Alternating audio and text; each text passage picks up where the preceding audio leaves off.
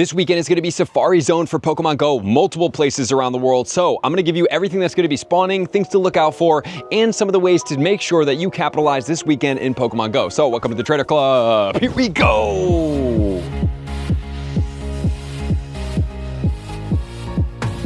Regardless of where you are, we have the Safari Zone, and I hope you guys have an amazing time wherever you're going to be at. So on Saturday and Sunday is the days to play. Hopefully you did buy the extras, you have all the bonuses, because these weekends, I always prioritize them as play as much as you possibly can during this weekend. Put all other things aside. If you want to travel, maybe do that outside of the event, after the event, Friday, Monday. But here during this time is when you're going to capitalize on Pokemon Go, because these event spawns, how dense they are and everything like that is going to help you maximize out on Stardust, on XP. Because remember guys, the #1 tip overall, especially if you're not at level 50, is that these spawns during these events are incredible. So hit as many excellent throws as possible, get into parties with people, party share all your items, especially lucky eggs for everybody that does not have that 176 million XP, or even if you want to go further, because it's more than that just now, because level 80 will be coming out. My anticipation is going to be that it's going to be at a minimum of 500 million XP to hit level 80. So we want to make sure that we have as much XP as we possibly can get, and that would help contribute by doing and being proactive in this moment right now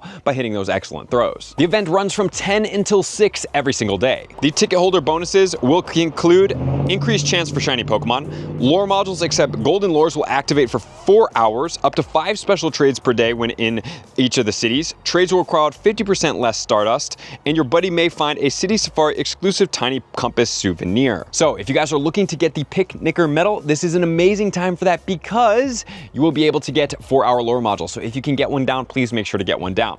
Then for your trades, even if you don't know anybody, you don't have anybody at these places, finding people to do trades, even if it's just a legendary swap or a swap that you do have that Pokemon already, please make sure to complete all of your trades each and every day. And remember, most of the time these trades go for the entire 24 hours, but sometimes Pokemon Go forgets, as they always do with a lot of their events, and they end at 6. So I would suggest at least getting most of them done by 6 p.m. And if you guys are looking to trade with somebody to get a unique Pokemon, maybe a shiny you don't have, just remember that that cost is going to be very significant. If you are just brand new friends, it's going to be 500,000 Stardust. If you're great friends and under, that is going to be 400,000 Stardust. So ideally you would have at least one person there that you're trying to get this Pokemon. Let's say it's a shiny that you don't have, or whatever that situation is, a legendary that you don't have, a legendary shiny that you don't have. That would reduce that cost down to 80,000, which then goes to 40,000, and with best friends it goes from 40 to 20,000. So please make sure to take advantage of this. And then also, if you want to trade with somebody that you already don't know or that is brand new,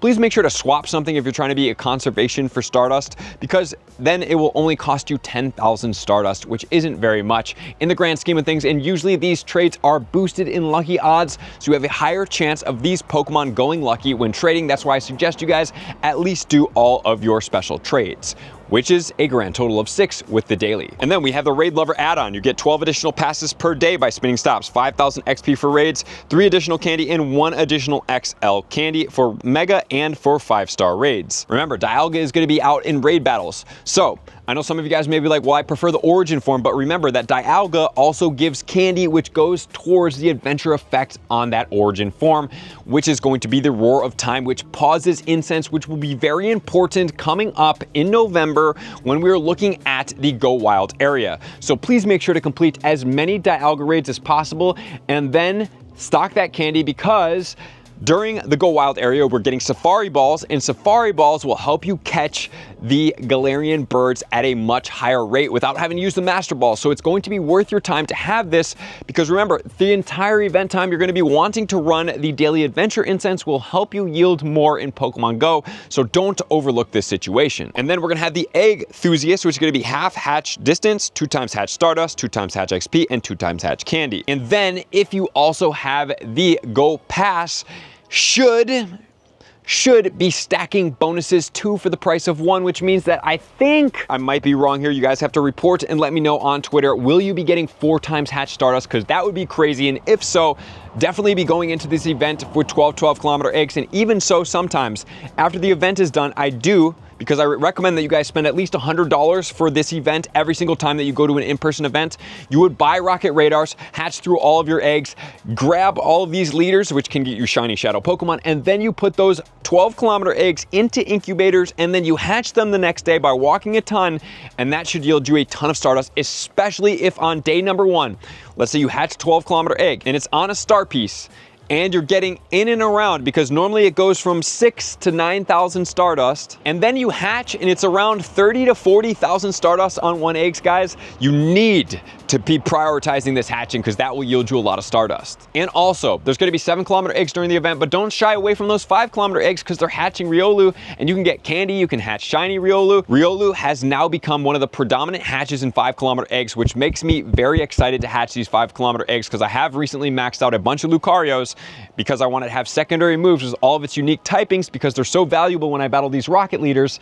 And the secondary move, along with counter and power-up punch, or force palm and power-up punch, is that it will build its strength, and you can come in with Shadow Ball, Flash Cannon, Thunder Punch, Blaze Kick, Aura Sphere. This Pokemon is a Swiss Army knife for fighting rockets. And then there's going to be a portion that's going to be Say Hello. Okay, so while we're looking at this, it looks like the Pokemon are going to be spawning that we're going to talk about here. They're going to be semi-unique, but also remember that we're going to be getting Eevees that you're going to have to complete some tasks to be able to get. That Eevee, coming from field research, will be 459. It should have a background from wherever area you're playing in, which is valuable in itself. And if you can get a shiny, these are some of the rarest costumed background shinies in the game. I've been to 4 city safari zones and I do not have a shiny. That's how rare they are. And remember, they all can evolve into Eevee Explorer Cap to all the rest of them with the Explorer Caps as well. And the Stamp Rally is going to be going on as well. Remember, starting the Stamp Rally is activated upon entering the citywide gameplay of the City Safari host.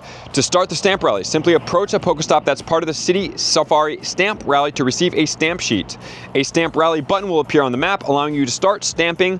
All Pokestops that are part of the City Safari Stamp Rally will be featured and highlighted on the Campfire in a dedicated map. So if you don't have Campfire, download it now, but Campfire is going to be a very helpful way to roll throughout the city to find these stops and complete them, which will then yield you these Eevees. Collecting stamps. Once your Stamp Rally has started, an orange stamp icon will appear above starting Pokestops.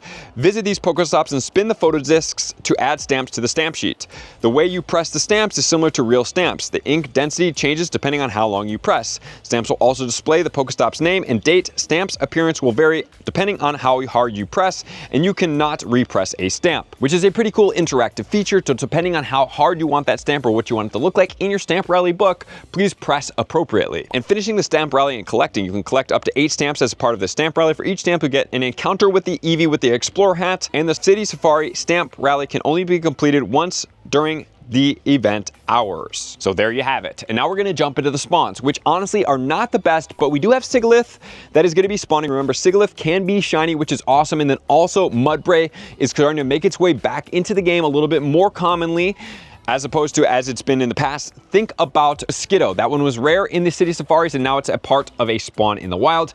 This is going to be the same way they roll out Mudbray, more than likely. The event spawns are going to be Zubat, Mankey, Krabby, Sunkern, Unknown A, B, C, and V, and these ones can be shiny. Please make sure to try to stock up on these, because if you don't have a shiny Unknown, you can always trade extra shiny Unknowns with somebody that doesn't have this one if they have the one you want. Phanpy, Stantler, Phoebus, Snorunt, Bidoof, Sigilyph, Archon, Clink, LGM, Clauncher, Goomy, Mudbray, Sandygast, and Smoliv. Some of the rarer shinies to look out for is Sandygast, which was a part of Go Fest. It was still a challenging Pokemon to get as a shiny.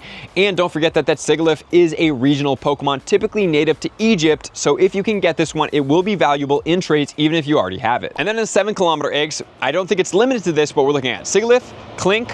We are also looking at Mudbray, which you can hatch, and then finally Goomy. So these 7-kilometer eggs, if you do want them, I suggest having those 12-kilometer eggs, putting them in incubators, starting to walk them. Once the event hatches, you're going to have to kind of time this up.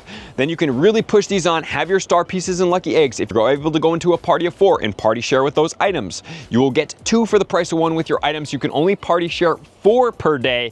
But remember, you can roar of time with these items if you are on a daily adventure incense and you're walking around quite frequently, and you can pause the items as well as your daily adventure incense, which can yield you the birds. But remember, this is most important when we are going for the Go Wild event because of the Safari balls, but if you want to also walk around and try to encounter it this way, you can do that as well. There's also going to be field research tasks that are going on. More than likely, these tasks are going to feature Sigilyph, Mudbray, as well as the Goomy. As far as 100% IV, Sigilyph coming from field research is going to be 1,093, and hatching from eggs will be 1,457. The Goomy from field research will be 418 and 557, and the Mudbray will be 811 and 1,081. And there could also be a City Safari research that's going on as well. This is not confirmed, but this is a projection from LeakDuck, and here is going to be what it is. Remember, Eevee 100% IV is 459. Spin a Pokestop or gym in the location area for a Poffin and Eevee Explore. On the second one, feed your buddy 3 times, earn a candy walking your buddy, and take a snapshot of Eevee for all 30 Eevee candy. 4, 2 lore modules and 3 lucky eggs. And then finally, evolve a Pokemon for 100 Pokeballs, 2,025 Stardust, and 2,025 XP. And this one is projected that it could either go to